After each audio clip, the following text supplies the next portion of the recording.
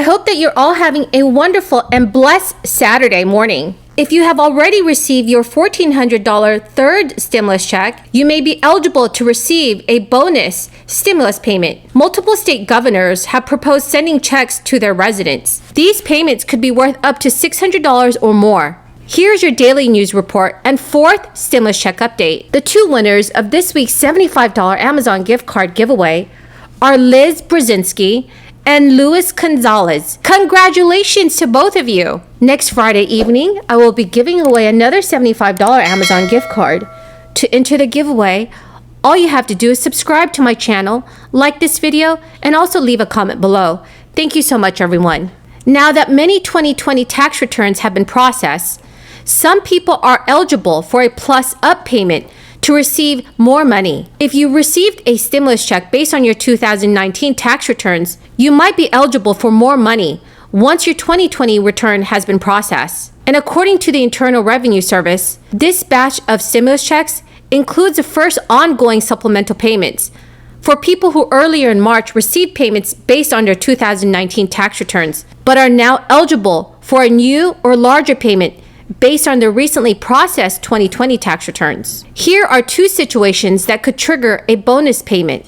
Your income dropped in 2020 compared to 2019, or you had a new child or dependent on your 2020 return who was not present on your 2019 tax return. These additional payments announced on April 1st also includes payments for people for whom the IRS previously did not have information needed to issue a payment, but who recently filed and are eligible for a stimulus payment. This means if you did not file until now, payments can still be sent out, as both 2019 and 2020 returns are still being given time to be processed. The Internal Revenue Service adds that payments will continue to be sent out on a weekly basis. The IRS claims this particular batch includes more than 4 million payments, with a value upwards of $10 billion. 2 million of those payments are direct deposit payments, and another 2 million people will receive paper check payments.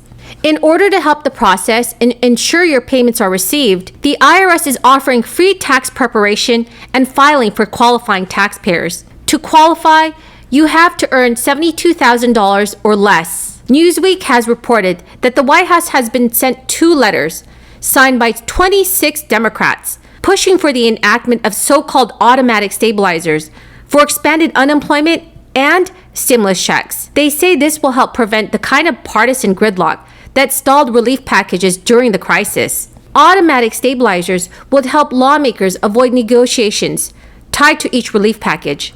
One possibility is to use unemployment as a stabilizer, though any economic indicator might work. With legislation that includes unemployment as an automatic stabilizer, the number of jobless Americans who fell below a predetermined level would trigger a relief payment.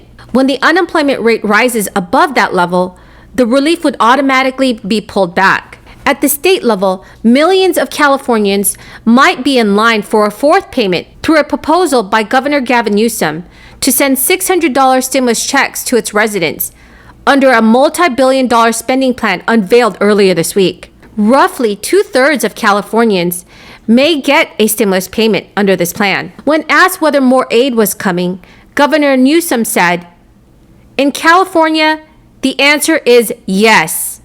He is not waiting for the federal government, and instead using a budget surplus to launch another round of Golden State stimulus, which will likely be $600 checks for individuals, plus $500 for dependents, available to most earners earning $30,000 to $75,000 per year, including undocumented workers. Nearly 80% of the state's tax filers would receive the payments. According to Newsom, people who received the first round of $600 Gold State payments would not be eligible for the second, though taxpayers with dependents who received the first round of California stimulus checks will automatically be sent the $500 boost. Lawmakers have until June 15, 2021 to pass a finalized budget.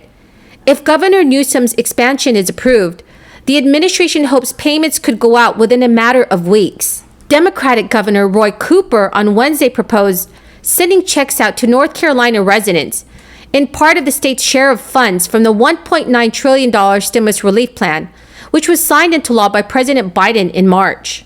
Governor Roy Cooper called for using $250 million of the $5.7 billion allotted to North Carolina from the American Rescue Plan for checks to low and middle income families. Under the governor's proposal, married couples filing jointly with income up to $30,000 could receive a $500 check, while couples earning between $30,000 and $60,000 would be eligible for $250. Single filers earning up to $15,000 would be eligible for a $500 check, while a single person making between $15,000 and $30,000 could receive $250. It's still unclear whether Cooper's proposal will garner enough support in the state legislature. Republicans in the state House filed a bill last week that would provide families with $1,000 per child, with a maximum of $3,000 allowed. Governor Cooper's plan follows a program last year that provided $335 for families with children. Governor Roy Cooper told reporters, "This is a good idea put forth by legislature. It has helped a lot of families. We included this in our proposal because of the input we got from a number of legislators that they would like to continue it." So everyone, that is the end of the video for this morning. I hope you found this video helpful today.